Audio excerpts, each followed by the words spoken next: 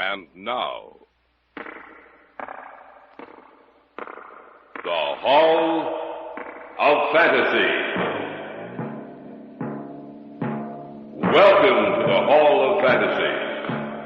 Welcome to the series of radio dramas dedicated to the supernatural, the unusual, and the unknown. Come with me, my friends. We shall descend to the world of the unknown and forbidden. Down to the depths where the veil of time is lifted, and the supernatural reigns as king. Come with me and listen to the tale of The Dance of the Devil Dolls. Hello? Anyone out here? You don't think... I don't know what to think, Chuck. We'd better take a good look around. There's something strange about this whole setup. I don't know... Emery. What? Look. It's him. Come on. No wonder he didn't answer us, Chuck. You mean? That's right. He's dead.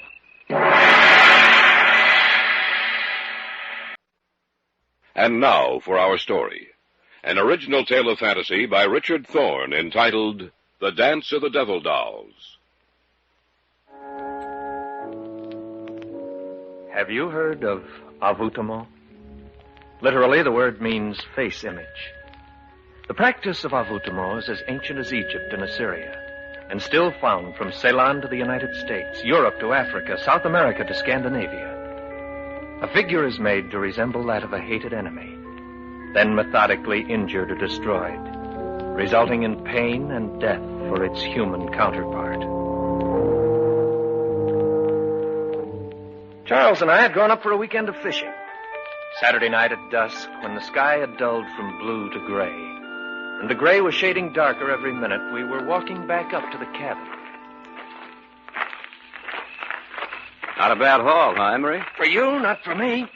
I'll bet you the smallest of those 3 bass weighs over 4 pounds. What bait were you using? Oh, spoon. The fish just wouldn't leave it alone. Anyway, we'll have a good fish dinner tonight. And maybe tomorrow my luck will change. Well, I hope so. What time is it? About 9. We've been out 5 hours. Chuck. Yeah? There's someone coming down the trail towards us. Where? Oh, yes, I see. Can't be going down to fish this late. Oh, we can't tell. Some guys really get the bug. There's a guy I know named Lloyd Erskine who will fish off... Excuse me, gentlemen. He means us. Wonder what he wants. Excuse me, gentlemen. I lost something. I wonder if you found it. I don't know what you're looking for, mister, but we haven't found it, whatever it is. Perhaps you saw it lying on the ground. It was a doll. A doll? Yes, about 12 inches tall. It looked something like me. I'm sorry, we haven't seen it. Of course, you can always buy your daughter It doesn't belong to my daughter. Oh. Well, we haven't seen it. Are you staying at a cabin on this lake? Yes. Only until tomorrow night. It's right at the head of the trail up there. You must have passed it as you started down. If by any chance you do come across it, I'll stop in before I leave this area, if you don't mind. Well, that's perfectly all right. Thank you, gentlemen.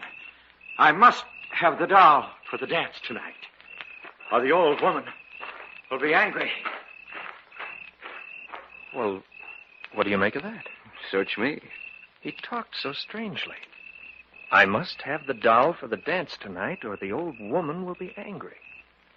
I think he's off his rocker. Well, it's not our worry, Emery. Come on, let's go.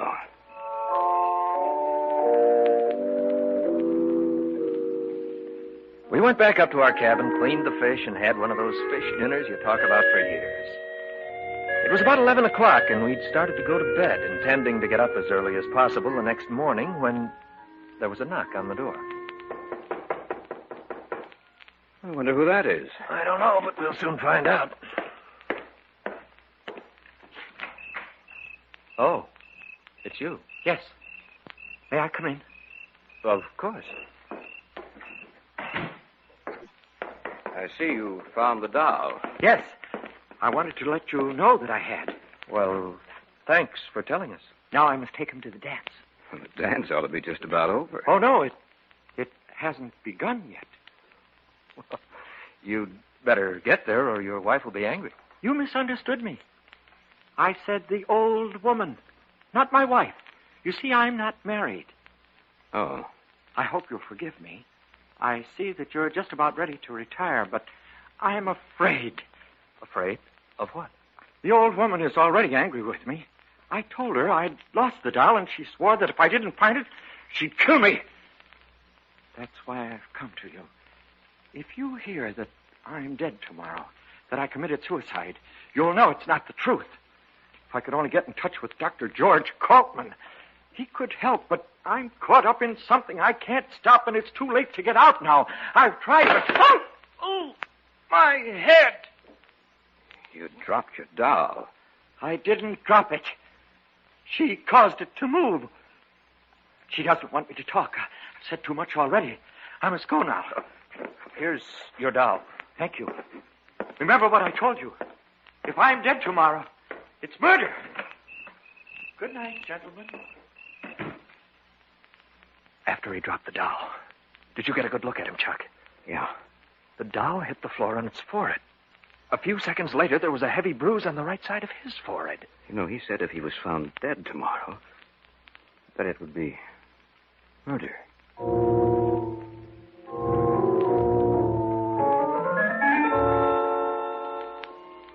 It was about 11:30 when we finally got to bed. We'd opened the windows of the cabin. The sound of the alarm clock we brought with us mingled with that of the crickets outside. The old woman said you must die. I heard something. I didn't know what it was. It sounded strangely like words, but they were uttered in a voice so tiny and shrill that I thought I was imagining things. But then, I heard his voice. No, I won't die. That'll help me. Emery, I didn't know you were awake. I couldn't sleep. I thought I heard a tiny little voice. I Be thought quiet. Let go. The old woman will take care of them, too. But I'm not going to die. I'm not going to... Ah!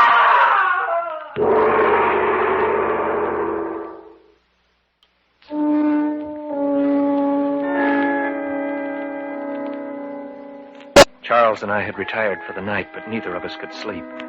Suddenly, from outside, we heard the voice of the man we'd met earlier, and another voice, high and shrill, and somehow deadly. The old woman will take care of them, too. But I'm not going to die. I'm not going to... Ah! What's going on out there? We'd better take a look. There's a pair of pants and some shoes on. Remember what he said about dying? Yeah. You ready? Yes. All right, let's go. Beginning to think that guy belongs in an institution. Maybe. Maybe not. I think his scream came from the left. I'll take a look over there, then. Didn't tell us his name, did he? No. Well, I'll try calling him. Anybody out here? Hello? Anyone out here?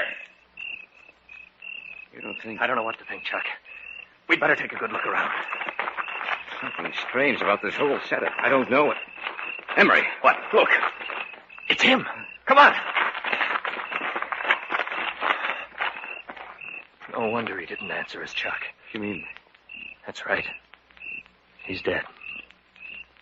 that little doll that looks so much like him? I don't see it anywhere around. Neither do I. You know, Chuck, it sounds crazy to say it, but that shrill, high little voice we heard... You're letting this thing run wild with your imagination, Emery. Even though it looked like him, it's just a doll, nothing else.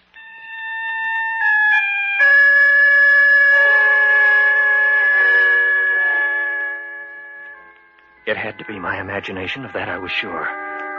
But the mere thought of it, of the doll which so resembled the man with its shining face and beady little eyes, caused a strange sense of apprehension and fear to come across me. And I glanced out into the darkness and saw only the lumbering shadows of the trees and heard the rustle of their leaves as they brushed together. I saw nothing. Yet I had the feeling that something with beady little eyes was watching us.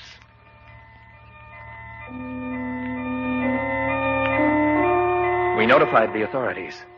They came out, found no evidence of foul play, and diagnosed his death as being caused by heart failure. Our luck was exceptionally bad out on the lake Sunday, and we drove home that night, speaking but little, thinking only of what had happened the night before.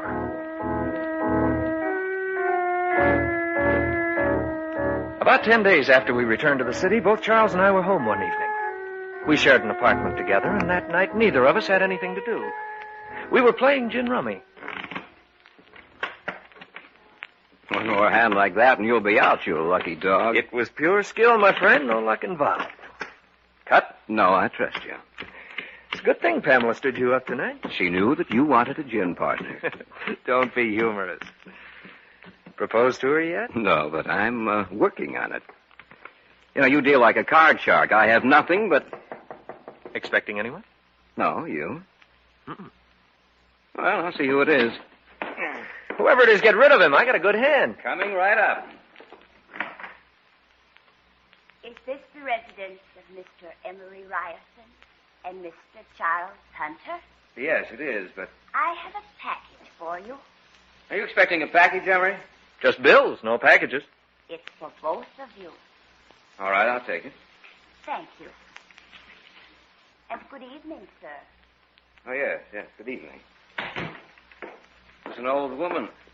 She had a package for us. Well, set it down on the table and open it, man. Don't look a gift horse in the mouth. So I'll open it. Oh, it's wrapped very well. Maybe it's a bottle of scotch. Who is be sending us a bottle of... Someone has a real fine sense of humor. It's like the doll that fellow had with him. It's the same doll. Notice that little nick out of its forehead? That happened when he dropped it on the floor. What are we going to do with it? I don't know. We can keep it, I suppose. Well, let's get back to the game. No, I'm not in the mood now. You know, Emery, I can't help but remember what he said. The man who died? Yes. He said I must have the doll for the dance tonight, or the old woman will be angry. Yes, that's right. What brought that back to your mind? The woman who delivered this package.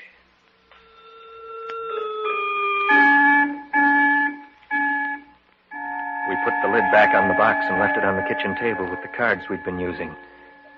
Neither of us entered the kitchen again that evening. We went to bed a short time after 12. Again, I was restless and couldn't sleep. I had the same feeling I'd had that night in the cabin.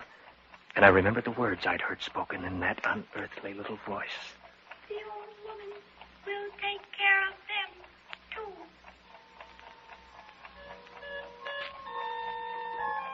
And I wondered if I'd only imagined those words, or whether they had actually been uttered by the creature in the box in the other room. It was then I heard it, like a thin, reedy piping. It sounded like music, a rhythmic, discordant melody I'd never heard before. And then I heard another sound. Henry? Yes? Am I going crazy? I hear it, too. I think we'd better see what it is. All right. I don't like this, Emery. It sounds I like... know what it sounds like. Emery. I can't believe my eyes. The box is open. And the little doll, Emery. It's moving. It's dancing on the table.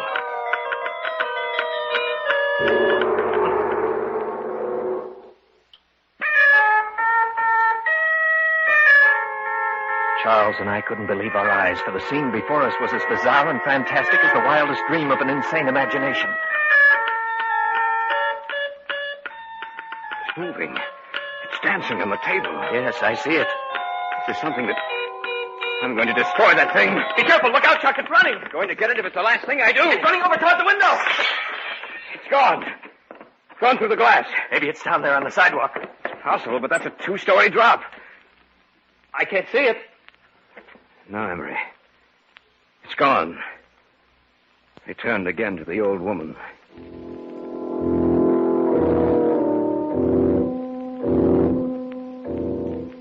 The man who had died had mentioned a name that night in the cabin. The name of Dr. George Kaltman. Now it came back into my mind.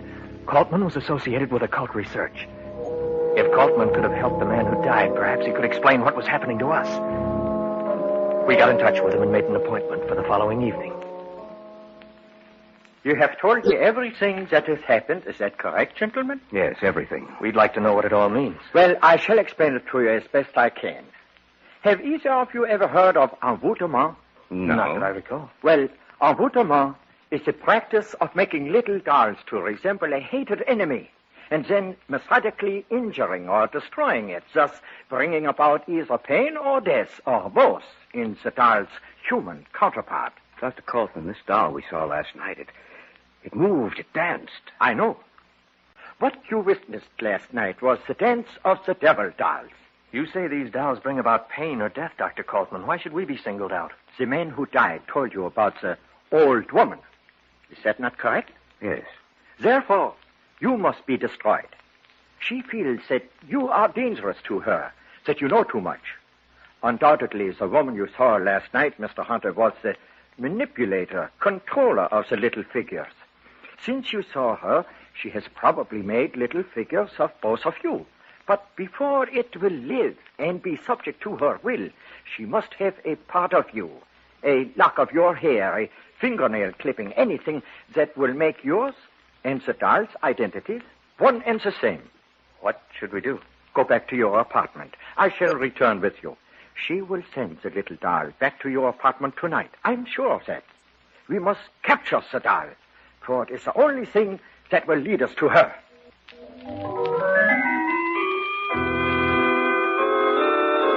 Coltman, Charles, and I returned to our apartment and took up our vigil in the bedroom, for that was the place the doll and the old woman would expect us to be. We made dummies of the extra blankets and arranged the beds so it looked as if we were sleeping. You left the apartment door unlocked? Yes. But why? It only makes it easier for it to enter. That is what we must do. One way or the other, the doll would find means of entrance. If not tonight, then another. You have no idea what those little creatures are capable. Listen. It is coming. Be quiet. Wait until it is in here. Then close the bedroom door and put on the lights. We understand. Now, quiet. Now! Catch it quickly! There it is over there. This time it won't get away. Don't let it get near the window! I've got it! Quickly, put it in here! Ah, there. We have it. Now, what do we do? This doll will lead us to the doll woman. You mean now? Tonight? Yes, Mr. Ryerson. She will know that we have captured her little messenger if it does not return in a few hours, and she will be prepared to stop us. We must find her, destroy her if need be, before she has a chance to destroy you.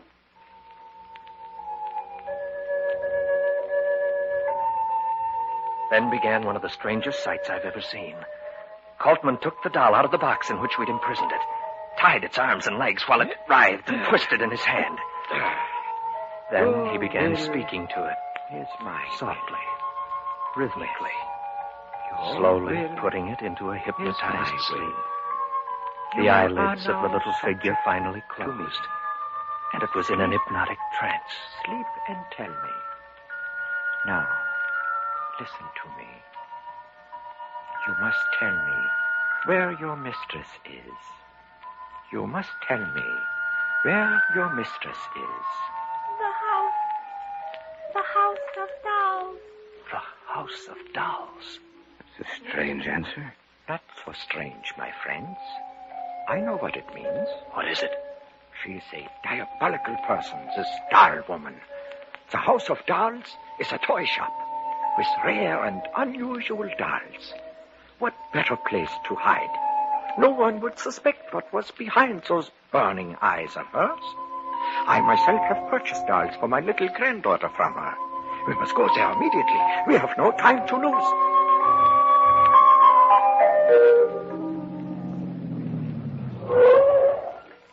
This is the place. Let's go. Right. It's past 2. There's no one on the streets. All the better. Try the door. It's open. Probably waiting in the rear of the shop was a creature she sent out. Well, let's go in. As quietly as possible. We must catch her by surprise. All right. There's a light coming from beneath that door back there. That is where we must go. Listen.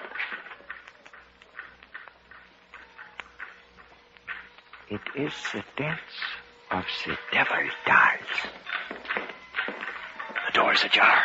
They're in there. I can see them. Yes, so do I. Be quiet.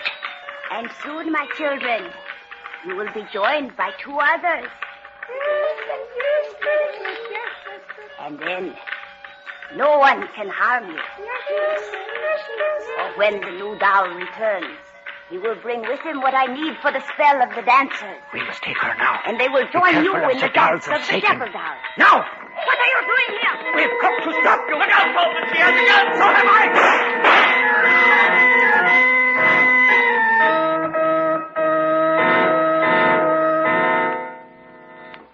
She is dead. She will cause no more harm. Seems strange to see those little creatures on the floor. All of them so quiet and still. And just a short while ago. They were participating in the dance of the devil dolls. Yes. Do not feel pity for them, Mr. Hunter. The dolls did not really live. They were a creation of evil, sparked by the malevolence of the old woman. When she died, they died with her.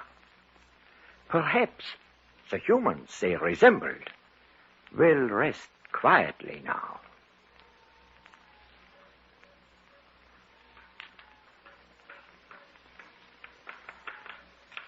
The secret of the devil dolls is as old as man. It is lost now, but it will be found again.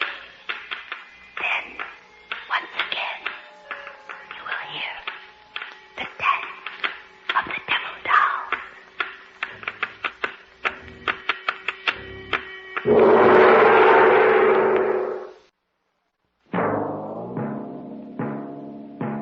So runs tonight's tale of the unusual, the terrifying, the unknown. Join us again when next we journey down the corridors of the Hall of Fantasy to hear another strange tale of the supernatural.